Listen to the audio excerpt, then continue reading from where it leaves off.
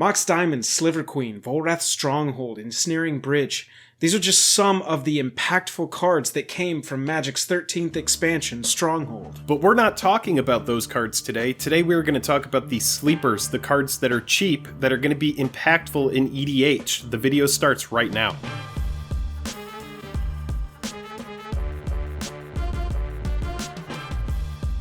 Special thanks to our Patreon supporters who power our channel. Check out our Patreon for monthly giveaways, exclusive content, and even a starring role in our fan fight series. Link in the description below. Hello and welcome to the day. Thank you for spending your time with us. I'm Jake. I'm Joel. Welcome back to another episode of Jake and Joel Are Magic. We're going to talk about the Commander Sleepers that we have picked out of Stronghold. But first, if you like the video by the end of it, consider subscribing. Go down, click subscribe. It really helps out the channel. Let's get into the video. Yeah, absolutely. We have decided with this series that we want to start each video with a, what did you call it, Jake? Pick of the week, uncommon of the week, common of the featured, week? Featured common. Yeah. A common, if the set has a common, we're not just going to feature a common if there isn't one, but if a set has a common that we think is particularly notable, we're going to show that card first, and so let's go ahead and talk about it. Yeah. Tortured Existence. Yeah, so I read this as pay 1, choose and discard like Anger or Genesis or something like that.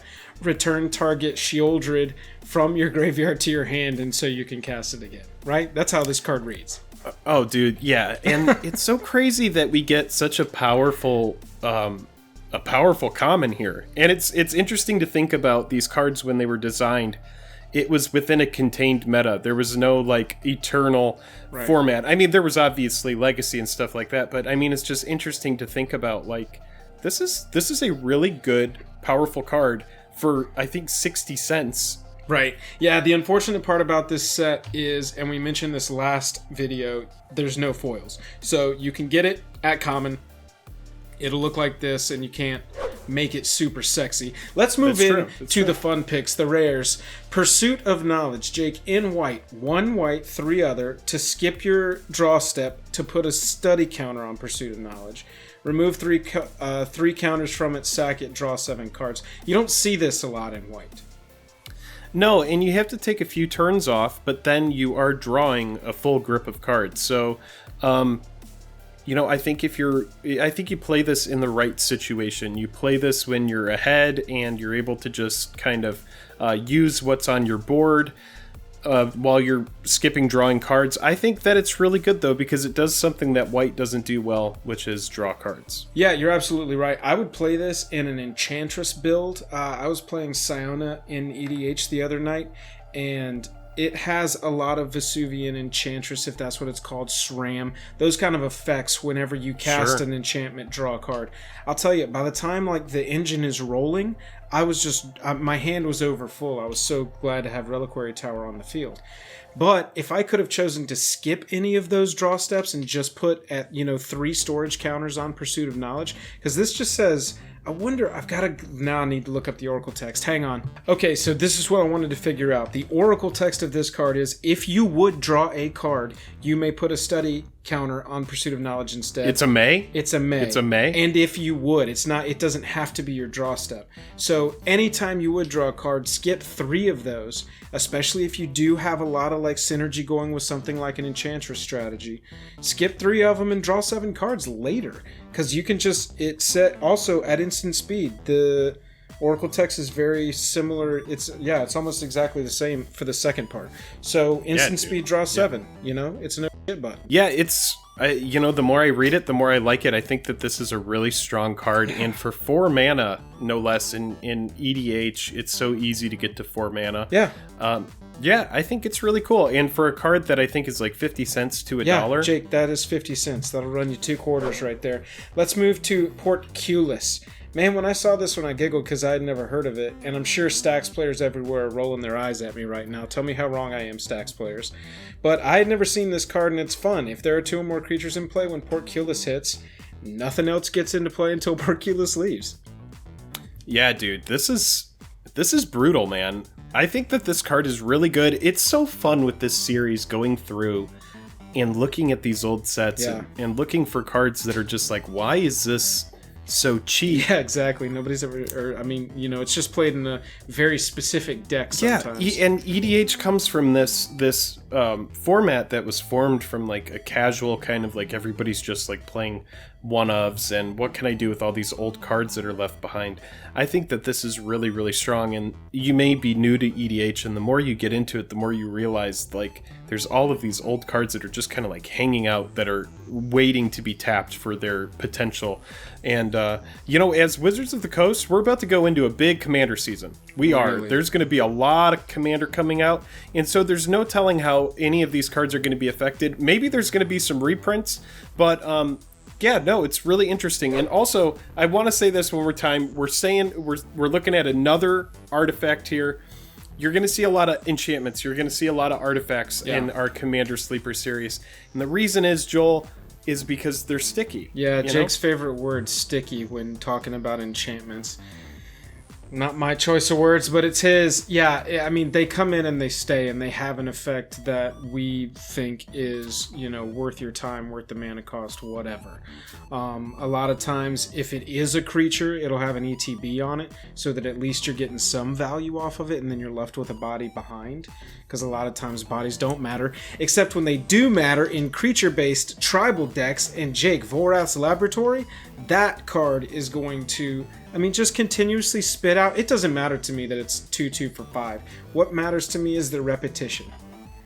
Yes, it's the repetition. It's what is on my battlefield that I can sink mana into. What can I do right now when I have no cards in hand? What are my options? Right. And this is one of those cards that's like, oh, you have a Sword of Feast and Famine on the battlefield. You have Argentum Armor. Make one of those 2/2s that are, you know, whatever. I'm going to make a 2/2 Cyclops. Yeah. I'm going to make a 2/2. I love the idea of, you know, you get to choose a creature type. It can be funny, it can be trolly. But yeah, having something renewable, something that you can create it over and over again, and then have that consistent threat. I think that's why this card is on the list. Yeah, I like it because you can select a creature type and you can use it at instant speed. It doesn't restrict you to sorcery speed on this. So if you've got some kind of tribal wizards deck going and you've got a bunch of synergies whenever a wizard enters the battlefield, you know, mess with the stack. Do it at ends of players' turns, stuff like that. Humans or warriors or anything like that. Dinosaurs, you could choose dinosaur. And, you know, just like every time something enters the battlefield, get all your triggers again, and you're guaranteeing that you are always triggering it, so you don't always have to be top decking a creature card of that type or going to search for one or something. That's where the value lies here. And don't forget, and I'm sure this is obvious to some people, but the Anointed Procession and the doubling season and all of that's going to play along nicely with this card if you have those cards out on the battlefield. You're exactly right. Jake, this was one of your picks. Dude, I mean, let's just have a second for this art. You don't see art like this in Magic the Gathering anymore. This is Mortuary, and whenever a creature card goes into your graveyard, put that card back on top of your library. Yeah, and so a very niche ability, a very specific ability. But I think specific cards are important because you put this in the right build and it's going to be really beneficial to you. Not every deck is going to want this, but for a card that's like 50 cents to $1, I think it's a standout. I think it's an excellent card. And there's a lot of ability here. There's a lot of power. There's just if you're running just your commander, you know? Yeah. Let your commander go to the graveyard, put it on top of your library. For someone like me who runs Karavik. Right. You know, Karavik gets way more expensive. 11, right. Exactly. It's so much mana, and it gets so mana intensive. So why not run Mortuary? Whenever it dies, put it on top of my library. Yeah. This one is an A+ for me until it doesn't allow a May.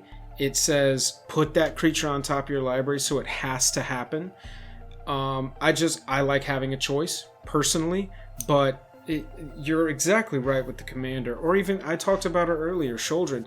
Whenever that card hits the battlefield, people work so hard to remove her. And there's a ton of creatures like that. I mean, just boop, boop, right back on top of the library. They're going to start looking for ways to exile it. But like for like a deck like Godo that runs like no creatures, or a deck like Karavik has 3 creatures in the entire deck, By the time I play Karavik, I just want Karavik to stick. I just want to make sure that every time it gets removed, I can continue to play it. So that's what we're talking about when we say, is it a card that fills a niche? Is it something very specific that it does for a very specific kind of deck? And that's what makes Mortuary a standout. Yeah, yep, you're absolutely right. Invasion plans. Love it. Dude, as an aggro player, when we were going through the set, this was a card I was not familiar with per se, or didn't remember, but when I started reading this card, I was like, oh, nice. Each creature blocks whenever able.